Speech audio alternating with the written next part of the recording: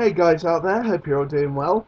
And okay, thanks for watching my Hobbit review earlier. I am going to try and get a full spoiler video done next, but first I want to do my top 10 movies of 2012. Now, obviously, this isn't a definitive list, it's all opinion based, and I didn't get a chance to see every movie that came out this year. But in my opinion, this year's been fantastic for movies. There's been rarely any stinkers apart from Dark Shadows and Taken 2, but that I'll get into later. And, this is the first time over the last, 2 or 3 years where you've had, month after month, great movies coming out every time. So, like I said, this is all opinion based. Feel free to post down below what your top 10 movies are of the year, or post a video response of yours. And anyway, without further ado, and again, some of these movies on the list I didn't get a chance to do a full video review for, so I will try and talk about them as this list goes on. Right, so here we go. At number 10, I have American Reunion. Did it have its problems? Yes. Was it funny? Definitely.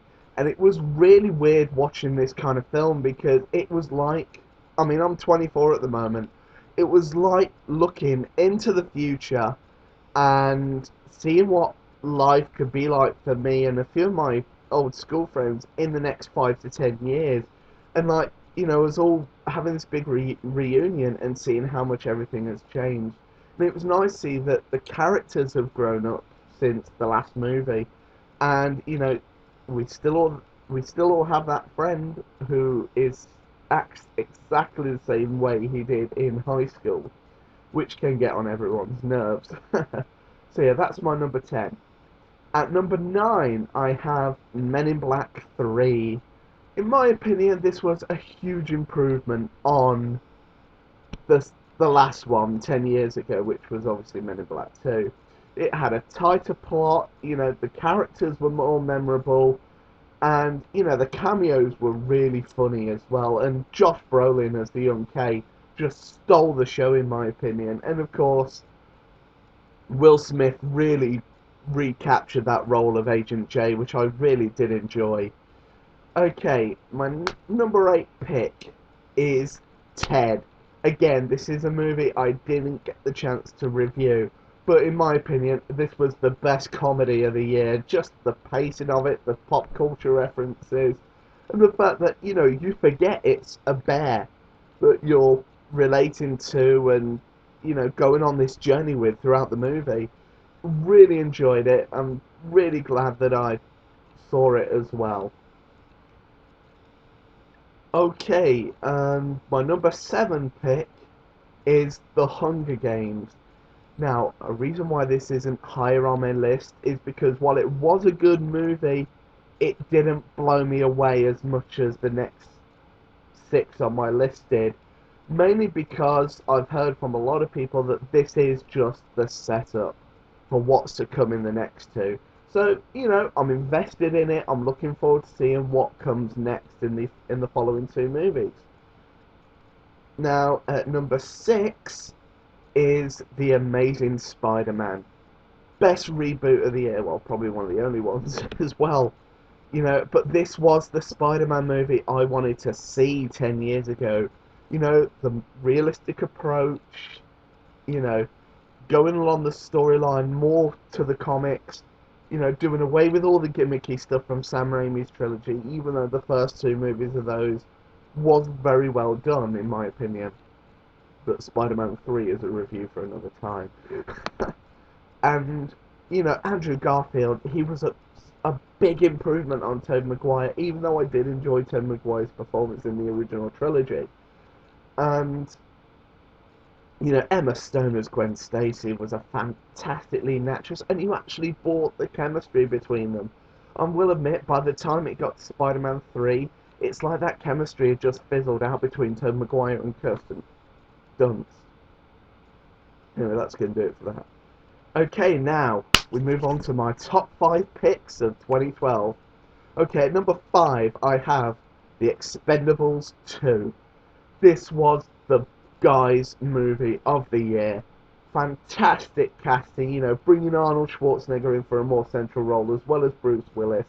Loads of guns going off. Excuse me. Loads of action. Just thoroughly enjoyed it. You know, this was one of those movies where I could sit back and really take it all in. And I'm looking forward to seeing the third one, as my biggest action hero, Jackie Chan, has signed on to do it, and I can't wait to see that now and see what they come up with. Okay, at number 4 I have Skyfall. In my opinion, the best Bond movie since GoldenEye in 95, I think. Yeah, since 1995. I thoroughly enjoyed this movie. It was nice to immerse myself back into the Bond world, because I will admit, after seeing Die Another Day, it really put me off. I loved Casino Royale. It's a fantastic movie in my opinion, but obviously it doesn't quite recapture that old Bond spirit, because it's going in a different direction, and now they've completely rebooted the franchise. And Quantum of Solace, well, less said the better. And things with Skyfall, you got the perfect blend of old school Bond thrown in with the new world. You know, you didn't need a lot of gadgets. He finally got the signature gun back after they, for some bizarre reason, changed it in the end of, well, towards the last third act of Tomorrow Never Dies. So it was nice to see that back as well. The bad guy was memorable but realistic, which is what Quantum of Solace needed, instead of this bland villain. And Daniel Craig, in my opinion, this is his best Bond movie to date. And it's like I heard someone say, originally it took 3 films for Sean Connery to be accepted as James Bond. And in my opinion, that's what it's took Daniel Craig. And in my opinion, I'm looking forward to the next 2 he comes up with. Okay, now my top 3. At number 3, I have The Dark Knight Rises. This is the best movie in the Christopher Nolan franchise. I really enjoyed it. It was so well paced. Well, did it have its problems? Yes. You know, there were a couple of pacing issues in the middle of the movie, but it really stamped out a great ending to this trilogy. I really enjoyed it, and it was so nice to see Bruce Wayne get a happy ending. Spoilers! But I won't spoil what actually happens, just in case there's someone out there who hasn't seen it yet. But yeah, really enjoyed it, and that's my number 3 pick. Okay, now, my number 2 pick was originally going to be my number 1 until I saw the number 1 that's going to be my number 1. Try saying number 1 that many times, it's really cool. Okay, my number 2 pick is The Avengers. Fantastic movie, best superhero movie of the year. You know, that 4-year waiting period has really paid off in setting up all these characters, bringing them all together to create something that is just going to go down as a movie classic, in my opinion. And that's my 10 to 2. Okay, recapping, I have at number 10, American Reunion. Number 9, Men in Black 3. Number 8, Ted. Number 7, The Hunger Games. Number 6, The Amazing Spider-Man. Number 5, The Expendables 2. Number 4, Skyfall. Number 3, The Dark Knight Rises. And at number 2 is The Avengers.